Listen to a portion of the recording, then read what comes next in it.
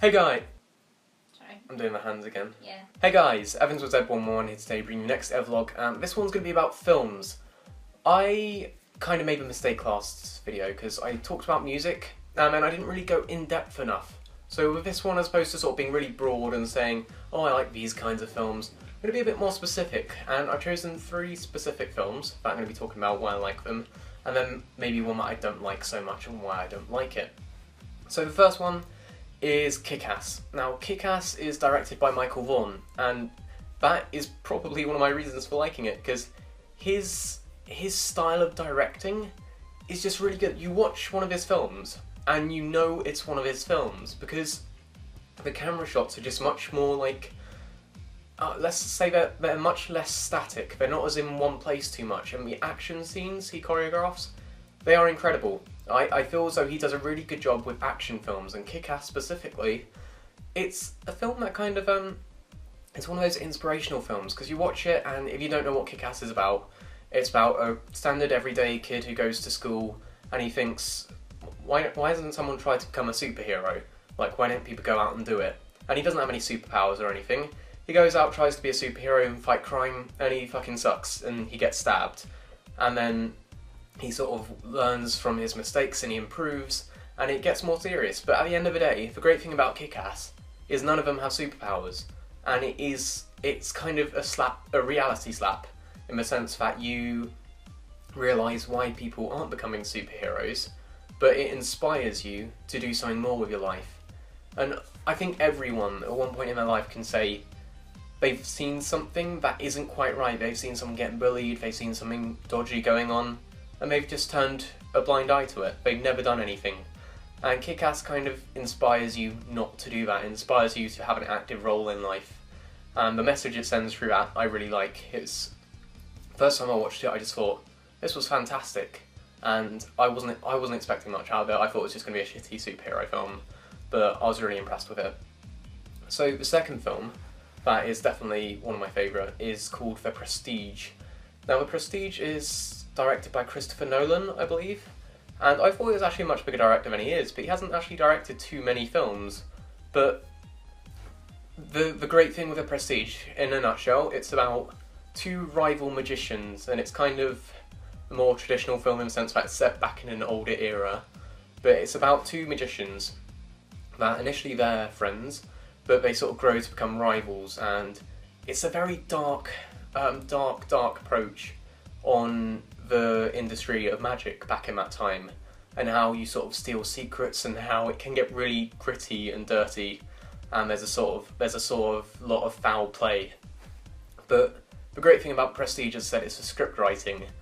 There's a lot of twists in the Prestige, and there's a lot of big sort of sudden shocks. And I won't go into detail much about it, because honestly I do recommend it. If the idea sounds appealing to you, then go and watch it.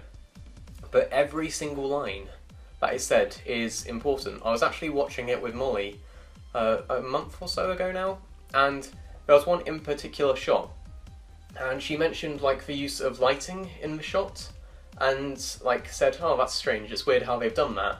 I mean, I didn't even realise, but the lighting in the shot literally not spoils, but it hints at one of the biggest things towards the ending. And it's such a subtle thing. But the fact that he has said, alright, we need the lighting to specifically do this, and then it goes on, there's a reason for it.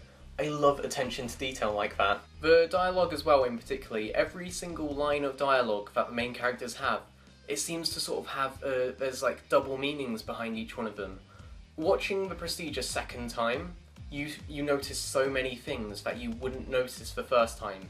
And that kind of thing in a film, I love. That's just like, that's a guilty pleasure of mine. If you can watch a film 2 times and it's like watching a different film, it's great, it's fantastic. If a director can do that, then you've instantly made it into my list of favourite directors. And Prestige, I won't say any more because I will risk spoiling, but I really do recommend that.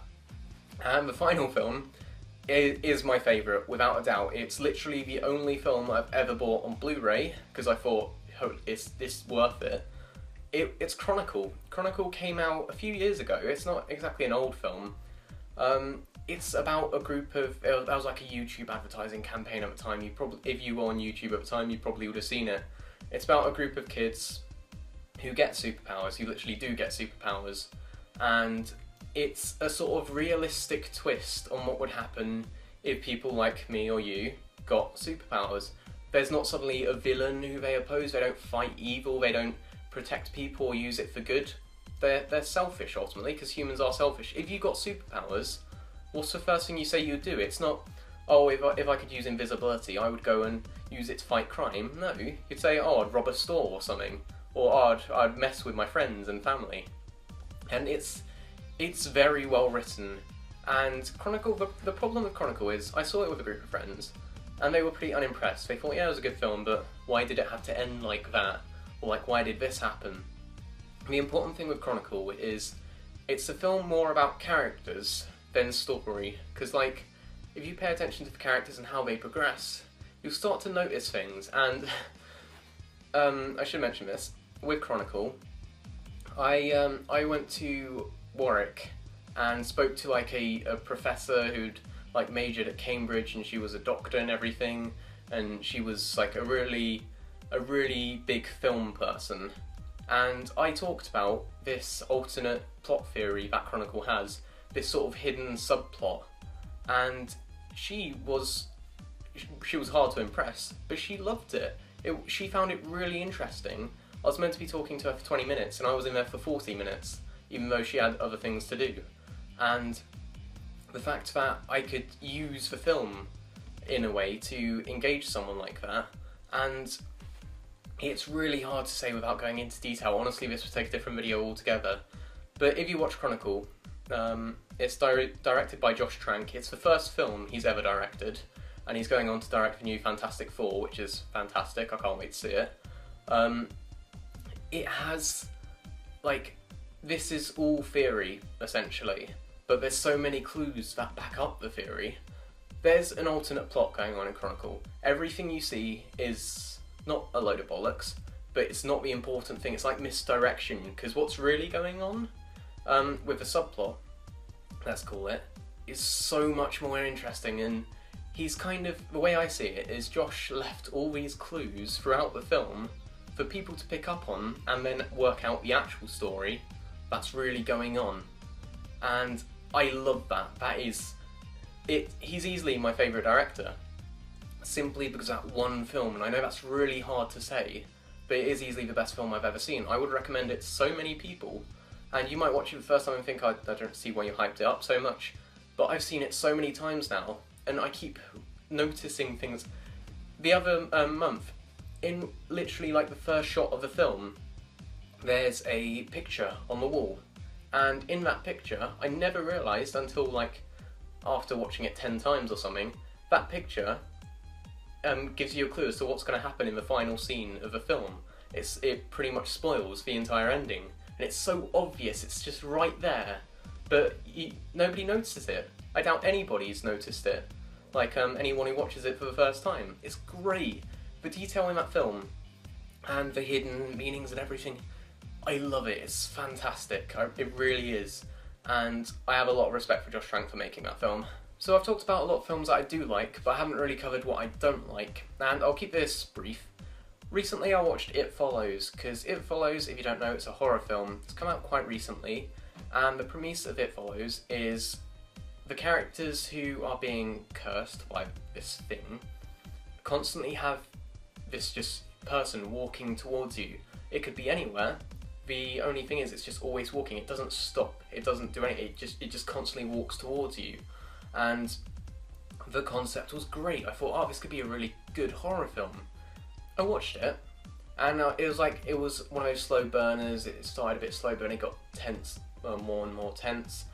But then at the end, it didn't explain anything. A lot of things happen in the film, but there was no explanation for why it happened. We tried doing some extra reading as to what was really going on and what could really happen. But we looked at an interview from the director, and he was just so wishy-washy. He was like,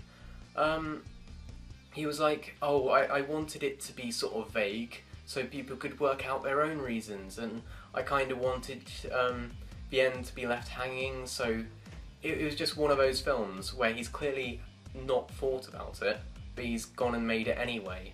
And yeah, credit to him, he made an original cool concept. The delivery was just really poor, and that's a gripe I have with a lot of horror films actually.